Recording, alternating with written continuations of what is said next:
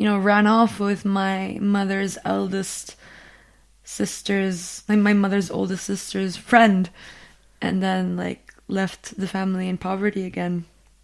And I feel like these sort of very intense like dynamics. And then my other grandfather, like, heroin addict, coming home and beating everyone up, and everyone lived in a small room, maybe the size of like, I don't know, like 20 square meters. There was a whole house. Like that intensity of, whether it was that the parents and their need to control things, really, like, what is it like for generations of people to grow up like this?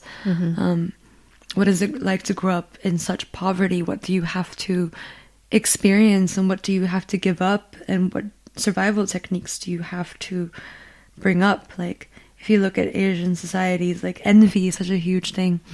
People gossiping and, like, envying about wanting new goods and, rice, or traditionally, and like now it's become this new money thing where like everyone's like, I want to buy Gucci, I want to buy Coach, etc., etc. But because it's new, and for generations, thousands of years, you didn't have this at all.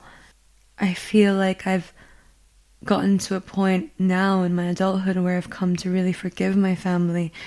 I mean, not forgive entirely, but sort of really understand. And forgive as well, because we had conversations about it, the context in which they came from, and the lineage of hardships that Chinese people have been through, to explain why they were acting the way they did. In Chinese, there's this very common phrase, I don't know if you know it, 吃苦. Yes, to eat bitter. Yeah. And it's almost become like this thing where like you have to eat bitterness, you have to go through bitter things in life too. It's just part of being Chinese.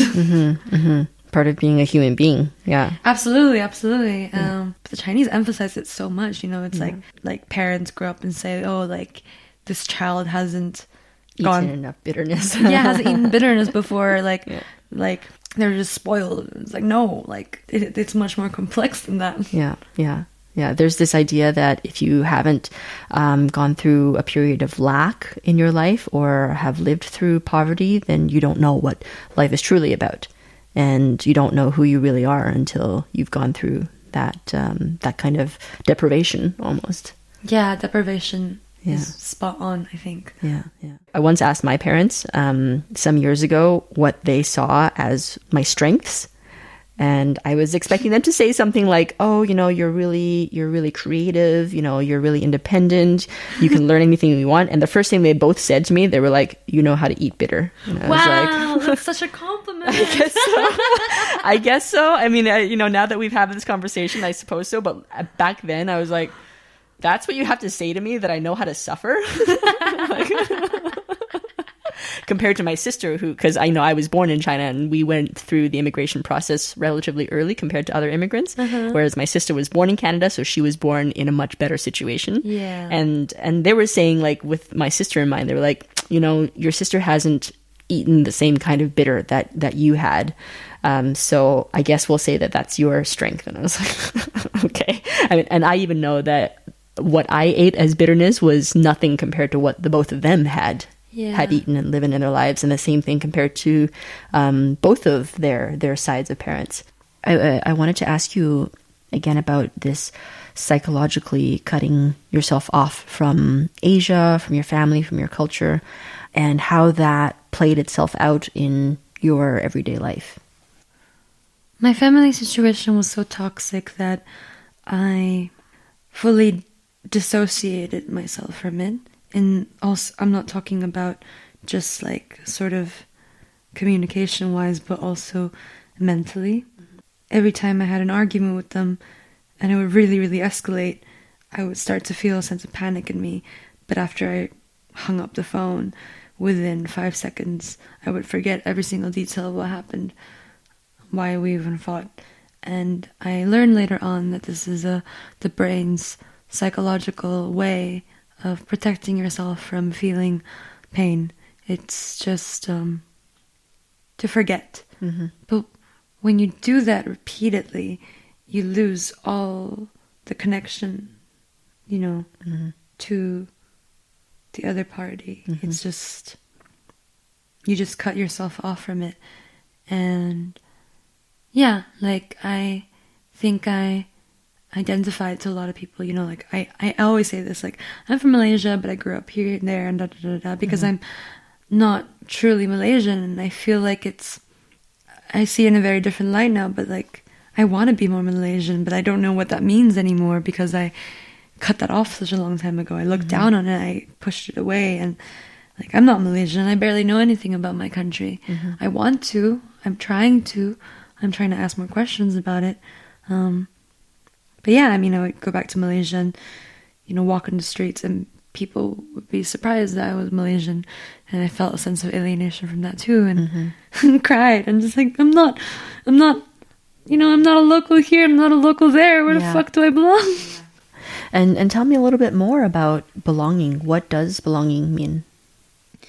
Belonging to me means a safe place.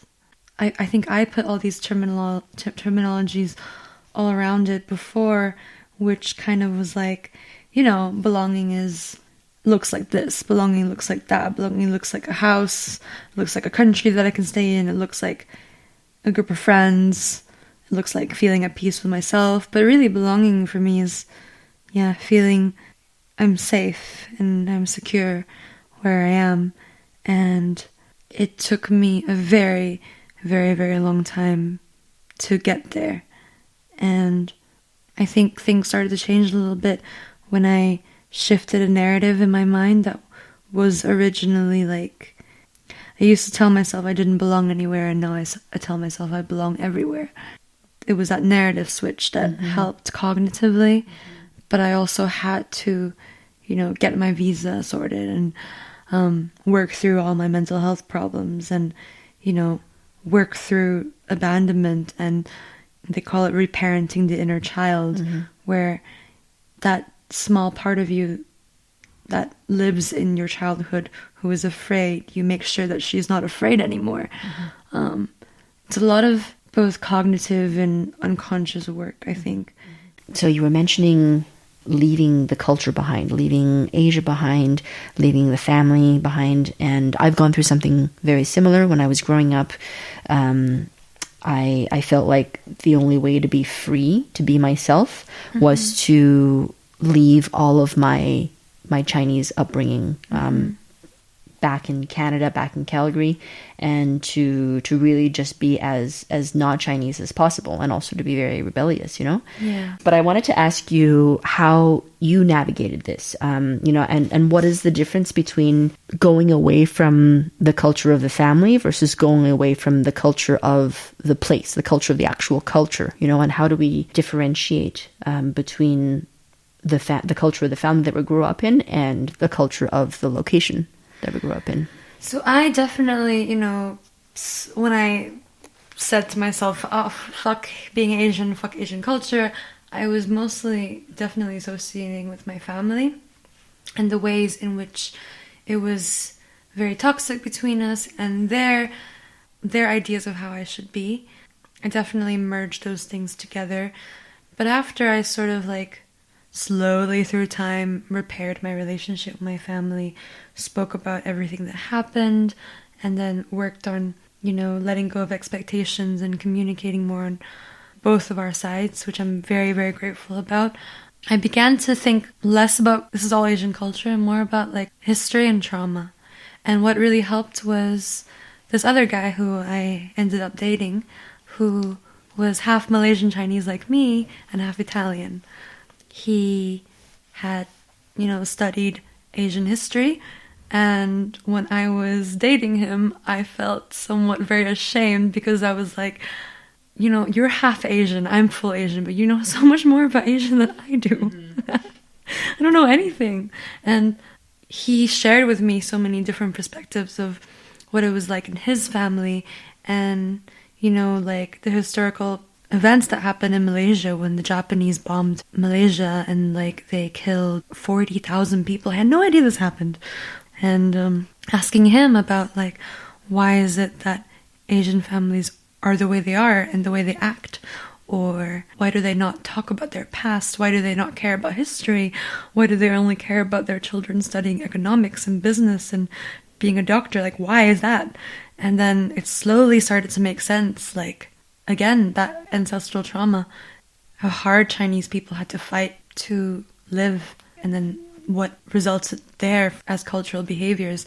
So to go back to your question before, like, I could very well see, like, as an adult, more approaching it with a more neutral, emotionally neutral perspective, that my family inherited some of these things, and they didn't with some, they challenged some as well.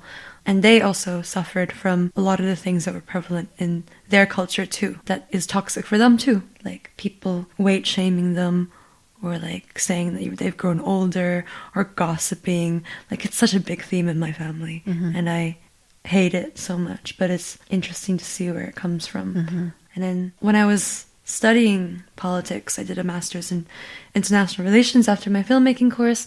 Back on what you referred to with looking at Chinese tourists, etc., etc. It was also very interesting on this point. I feel like I became very anti-China when I was at university. I studied how China did all these things that we didn't learn about when we lived in China, because of course it's censored, whether it was the Cultural Revolution, Tiananmen Square massacre, that you've told me about before too, with your family and how they experienced that, or just anything, like really like the Uyghurs concentration camps. I hated China for everything. But again, the guy that I was dating challenged that, and he was like, don't put the two together. You must look at who you're criticizing. Are you criticizing the state, the culture, the people? And I sort of asked the question, like, why do Chinese people support their government so much? Why is that? There's this book that was written from a very journalistic point of view about different people and their experiences of the Cultural Revolution. I understood finally that people support the government so much because they were in poverty, and their government, despite all their human rights abuses, did lift them out from there. And the violent nature of that poverty, the cannibalism, in poor parts of town, and the mass scale murder, like people are so happy to get out from there. And then it gives a very important light to, like, okay, it's not an excuse, but it's so important to understand these things. And I think this is something that I'm still working on understanding, is that everyone does things for a reason. Things in history happen for a reason. Patterns happen for a reason. And we may understand, like, intellectually why those things happen, cause and effect. But does it help us to forgive just because we understand? It's a very interesting one. And I think it is up to the individual, really. I forgave my family, and they forgave me, because we had a conversation and we met each other at an equal level about it. I also recognized for myself that the anger I was harboring inside of me, that came from a place of abandonment that I was projecting to everything around me, wasn't healthy for me. It held me back as a person. And I decided that I wanted to let that go. That does not negate or disacknowledge the fact that there are so many things that are wrong, fundamentally, psychologically. But it was a personal thing for me to just, like, this anger does not serve me. It's not making me grow. And I wanted to find a way to not feel so triggered when I was speaking to people who triggered me. Because I felt like it was more effective in building bridges. And mental health is truly, like, I feel like a lot of things go back down to that. Our relationships with ourselves are reflected in our relationships with others, whether that's on a micro level with families, relationships, or on a macro level with society. And these topics will not be going away anytime soon. No. In fact, they're only going to gain more and more attention in the mainstream. Mental health I have seen it in, I used to work in mental health, and in the years since then, I've seen it become less and less stigmatized in mainstream society. There's been things like text-based therapy, online therapies. access to all kinds of different therapists with different kinds of backgrounds and specialties, like that kind of thing just didn't have the same coverage as it did, you know, even 10 years ago when I was working in the field. Even if we simply talk about the technology of the internet, you know, to just connect the right people with the right people, that already has such a big benefit in people who need to receive mental health services, because the barrier to access is one of the things that stops people. Absolutely, yeah. Yeah.